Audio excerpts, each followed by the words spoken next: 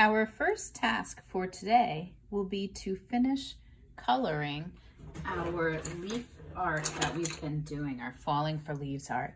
Make sure you remember what your color scheme was instead of just grabbing random colored pencils or markers or crayons. Make sure you use the ones that you've decided last week would be part of your color scheme. And I also always have my sharpener. So that is our first goal for today. Is to finish working on coloring every little shape, taking our time, really enjoying the process, and if you're using color pencils, pressing hard.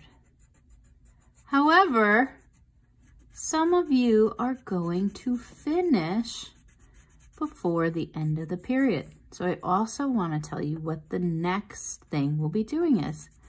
This artwork will morph and it will become a part of a series of many works of art. So part 2 in our series involves a different type of paper. So when you're done coloring in every little space, whether it's today or tomorrow, the next step will be artwork number 2 in your series. So I'm going to move these out of the way. Artwork number 2 in the series involves much smaller paper. This is in your art kit. It's much smaller than a regular piece of paper. So see if you can find in your art kit the plastic sleeve that has smaller pieces of paper. And as you pull them out, you'll notice they're a lot thicker. This is special watercolor paper. Today, you only need one piece.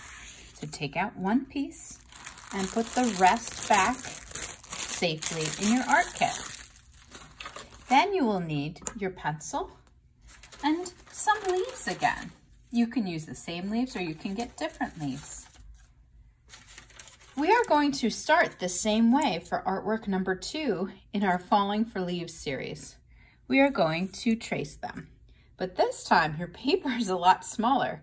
So you might choose smaller leaves, or I want you to get really, really brave and go off the edge of the paper. The edge can be very scary for many artists, but I intentionally gave you a smaller piece of paper so you can go off the edge. So just like last time, you'll trace your leaves multiple times. You can make decisions as an artist. It can be the same leaf. It can be different leaves. It can be different types of leaves. It can be the same types of leaves. As we go through the series, you're going to notice that I will be giving you more and more choices for your artwork. Let me grab another leaf. So you're going to do the same thing, but this time I want you to be brave. I want you to go off the edge, and I want you to make a lot more choices. And artists tend to work in series, but we don't always work in series in school because we don't have time for it. But now we do have time, so I want you to work like an artist and work in series.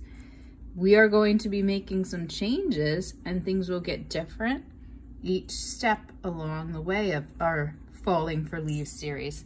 But for now, it's going to be the same starting process, but I'm not going to have you continue to add color yet. So we are going to stop there for today.